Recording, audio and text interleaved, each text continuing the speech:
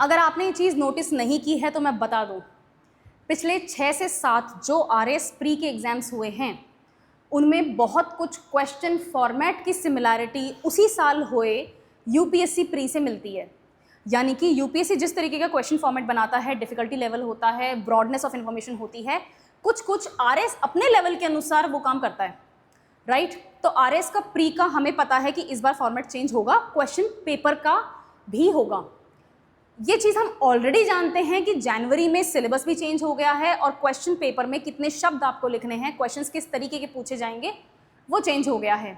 इन changes से अपन कैसे prepare कर सकते हैं, क्योंकि हमारे पास में कोई बेंचमार्क नहीं है, ये एग्जाम पहली बार होगा इस तरीके का, हमारे पास में कोई बेंचमार्क नहीं है, तो हम कैसे प्रिपरेशन करें और ये प्रिपरेशन हम सही कर रहे हैं या नहीं, ये भी टेस्ट करना है, राइट। तो मुझे लगता है कि थोड़ी सी परेशानी क्रिएट कर रहा है स्टूडेंट्स के बीच में, क्योंकि मुझसे पूछा था क्लास में कुछ स्टूडेंट्स ने कि मैम जब सिलेबस चेंज हो गया है और पेपर फॉर्मेट चेंज हो गया है तो क्या क्वेश्चंस भी चेंज होंगे, क्या हम क्वेश्चंस में एक अलग टाइप के वर्डिंग या डिफ़िकल्टी लेवल या फिर ब्रॉडनेस ऑफ इंफॉर्मेशन एक्सपेक्ट कर सकते हैं क्या।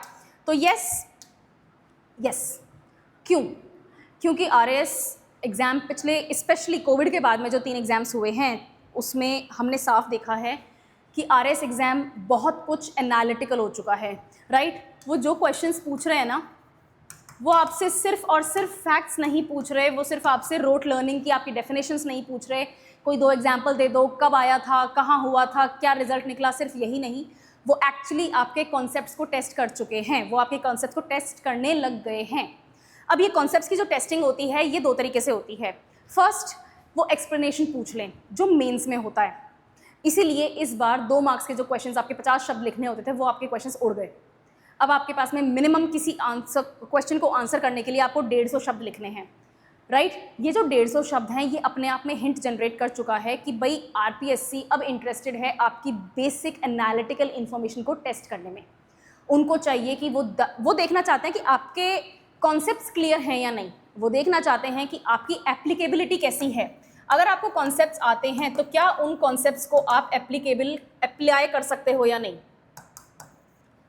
रियल वर्ल्ड एप्लीकेबिलिटी, वो सिचुएशनल क्वेश्चंस देंगे और आपको रियल वर्ल्ड एप्लीकेबिलिटी दिखानी पड़ेगी। मैं इस चीज़ के लिए इतनी श्योर क्यों हूँ, स्पेशली इसके लिए क्योंकि इस बार यूपीएससी का प्री का जो क्वेश्चन पेपर था उसमें ऐसे क्वेश्चंस आए थे जिसमें वो रियल वर्ल्ड एप्लीकेबिलिटी चेक कर रहे हैं। मिस्टर एक्स वाले क्वेश्चंस याद है? यस, 100% श्योर एटलीस्ट हर सब्जेक्ट में से जो भी आपके सिलेबस में सब्जेक्ट्स हैं, बहुत सारे, साइंस एंड टेक है, आपका हिस्ट्री है, आर्ट एंड कल्चर है, इकोनॉमिक्स है, ज्योग्राफी है, पॉलिटी है, ये जो भी सब्जेक्ट्स हैं इन सब सब्जेक्ट्स में एटलीस्ट एक क्वेश्चन एप्लीकेबिलिटी के ऊपर आएगा।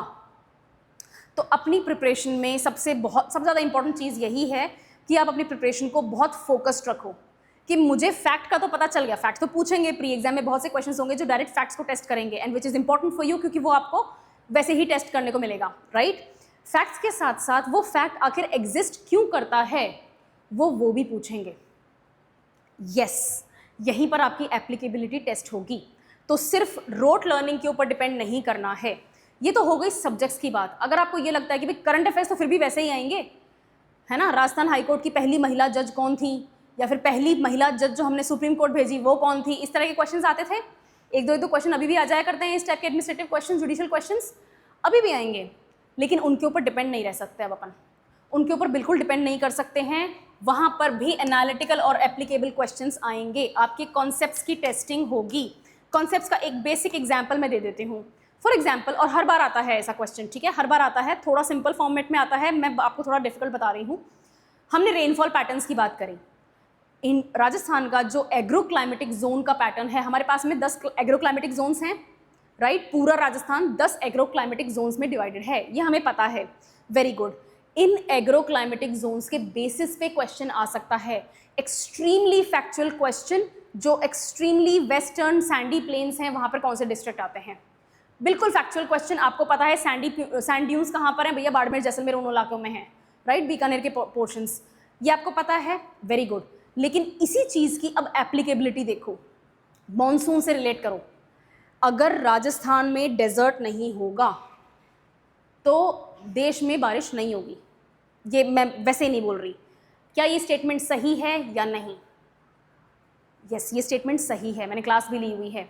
अगर राजस्थान में डेजर्ट नहीं होगा, यहाँ पर तीव्र गर्मी नहीं पड़ेगी, तो नॉर्थ इंडिया में जो लो प्रेशर क्रिएट होता है मई और जून के बिगिनिंग में, वो लो प्रेशर नहीं होगा। अप्रैल, मई एंड बिगिनिंग ऑफ जून जो एक्सट्रीम लो प्रेशर होता है वो नहीं क्रिएट होगा। जब लो प्रेशर होता है तो हवा ऊपर चली जाती है और साइडों की हवा जो ठंडी, कंपैरेटिवली ठंडी हवा है, वो रश करेगी ताकि यहाँ वैक्यूम ना, वैक्यूम थोड़ी हो सकता है ओपन एरियाज में, राइट। ये ठंडी हवा आएगी कहाँ से? क्योंकि पूरे इंडिया में वो गर्मी पड़ रही है। We are a tropical country, पूरे देश में गर्मी पड़ रही है सिवाय हिमालय को और नॉर्थ ईस्ट को छोड़ के, parts of southern, extreme southern portions also, right. 40s के टेम्परेचर, मिड 40s, 50 तक टच कर लिया। अब ये जो लो प्रेशर क्रिएट हो गया है, ये लो प्रेशर राइज हो जाएगा, साइडों से हवाएं आएंगी, पर इंडिया तो गर्म है। ये हवाएं आएंगी Arabian Sea of Bay of Bengal से। क्यों? क्योंकि पानी कंपैरेटिवली कम गर्म होता है और धीरे गर्म होता है, कम ठंडा होता है और लैंड के कंपैरिजन में कम धीरे गर्म होता है, धीरे ठंडा भी होता है, राइट। तो यहाँ की हवा जो कंपैरेटिवली ठंडी है, ये रश करेगी नॉर्थ इंडिया में, और पानी के ऊपर से अगर हवा जाएगी तो बादल बनाएगी। ये बेसिक सिंपल सा लॉजिक है। आपको पूरा मॉनसून स्ट्रक्चर आना चाहिए ये समझने के लिए कि राजस्थान में डेजर्ट क्यों है, राइट। ये कॉन्सेप्ट्स जो हैं ये ऑप्शंस में बहुत इजीली टेस्ट किए जा सकते हैं। ये टेस्ट करते भी थे और अब इनके चांसेस बढ़ गए हैं। ये टेस्ट करेंगे, ये सिर्फ प्री में ही नहीं, ये मेंस में भी टेस्ट करेंगे, क्योंकि मेंस में आपके डिस्क्रिप्टिव क्वेश्चंस के जो नंबर्स हैं वो बढ़ गए हैं। आपको एक एग्जाम में 2,500 से 3,500 शब्द लिखने हैं और एक दिन में 2 एग्जाम्स होते हैं, पेपर 1 पेपर 2 आज होएगा, पेपर 3 पेपर 4 कल होएगा, राइट। 5,500 शब्द आपको लिखने हैं। ये जो 5,500 शब्द आपको लिखने हैं ये प्रैक्टिस से आएंगे, लेकिन प्रैक्टिस तभी करोगे जब कॉन्सेप्ट्स क्लियर होंगे। सिर्फ फैक्ट्स लिख लिख के राइटिंग प्रैक्टिस नहीं कर पाओगे, राइट। तो जस्ट टू मेक श्योर आपको ये चीज़ समझ में आ गई है कि पैटर्न चेंज होने के कंप्लीट चांसेस हैं। क्वेश्चंस के फॉर्मेट की बात कर रही हूँ, बाकी पैटर्न तो हमें पता है।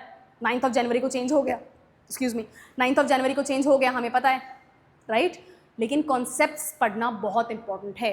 किसी भी एक सब्जेक्ट की एक बुक ले लो, हिस्ट्री के लिए एक बुक, राइट, राजस्थान हिस्ट्री के लिए एक बुक। जैसे इंडिया का आर्ट एंड कल्चर पढ़ोगे तो एक book, Nitin Singhania, more than enough. Modern Indian history पढ़नी है, Spectrum, more than enough. Polity पढ़नी है, Laxmikanth, more than enough, right. उसी तरह से उस एक बुक में से शॉर्ट नोट्स बनाओ। शॉर्ट नोट्स में फैक्ट्स भी होने चाहिए और लगभग 3 से 4 शब्दों में एरो लगा के, डाउनवर्ड ट्रेंड दिखा के, ग्राफ दिखा के कॉन्सेप्ट्स भी निकालो। This is very important, right. वरना एग्जाम, और ऐसा नहीं है कि मैम कोई भी नहीं कर रहा होगा, ये तो आप बता रहे हो, नहीं। जो सीरियस कैंडिडेट्स हैं वो कर रहे हैं, और वो जो सीरियस कैंडिडेट होते हैं ना, वो कट ऑफ को चढ़ा देते हैं ऊपर, और उसको ब्रेक करने के चक्कर में अपन फिर खुद ब्रेक हो जाएंगे, right. This is very important कि आप इस चीज़ की तैयारी करो। कॉन्सेप्ट्स क्लियर होने चाहिए, एप्लीकेबिलिटी आपको आनी चाहिए, एनालिसिस करना आना चाहिए, क्रिटिकली इवैल्यूएट करने के क्वेश्चंस आते हैं, और ये MCQs में भी डिज़ाइन हो सकते हैं, बहुत आसानी से हो सकते हैं। मैं जो अभी नेक्स्ट 4 से 5 क्लासेस लूँगी राजस्थान ज्योग्राफी के क्वेश्चंस की, जो अपन MCQ कर रहे हैं, उसमें मैंने डिफ़िकल्टी लेवल को बढ़ाया है, एनालिटिकल क्वेश्चंस डाले हैं, एक्सप्लेनेशन भी दूंगी, और अपन उस बारे में पूरी बात क्लास में कर लेंगे, राइट। बट येस, ये प्रिपरेशन इस हिसाब से होनी चाहिए, सिर्फ इसके ऊपर डिपेंड नहीं रहना है, ओके। बहुत से स्टूडेंट्स होते हैं जो ये सोचते हैं कि भाई राजस्थान की जो बेसिक इन्फॉर्मेशन है, सब्जेक्ट वाइज इन्फॉर्मेशन, मैं वो कर लूँ तो मैं बस पास हो जाऊँ। आपको क्या पता कि कितनी कट ऑफ जाएगी। UPSC का पेपर बहुत ख़राब था इस बार, राइट। बहुत से ऐसे कैंडिडेट्स होंगे जो RS एग्जाम का फॉर्म भरेंगे क्योंकि उनसे UPSC मैनेज नहीं हुआ, they have to do something. उनके लिए सिर्फ राजस्थान का पोर्शन पढ़ना एक्स्ट्रा है, इंडिया और वर्ल्ड का वो पढ़ चुके हैं, राइट। तो आपका कंपटीशन वो भी हैं। 6-7 लाख लोग फॉर्म भरेंगे। अगर मैं ये भी बोलूँ कि भाई सारे सीरियस कैंडिडेट्स नहीं होते, सिर्फ 50% होते हैं, तो भी 2.5 से 3 लाख तो मिनिमम हो गए। और ये जो सीरियस कैंडिडेट्स हैं ये कट ऑफ को चढ़ा देते हैं। वो कट ऑफ को इसीलिए चढ़ा पा रहे हैं क्योंकि वो ये चीज़ें प्रिपेयर कर रहे हैं। All the very best. कोई भी आपको कन्फ्यूजन है, किसी भी टाइप की कोई आपको क्वेरी है, कमेंट सेक्शन ओपन है। अदरवाइज आपको बात करनी है, काउंसलिंग वगैरह लेनी है, तो मैंने काउंसलिंग का फॉर्म बता दिया है, और एक फ़ोन नंबर है डिस्क्रिप्शन बॉक्स में, उस पर कॉल करके you can get any query answered, okay. Thank you so much, और सेमिनार में मिलेंगे।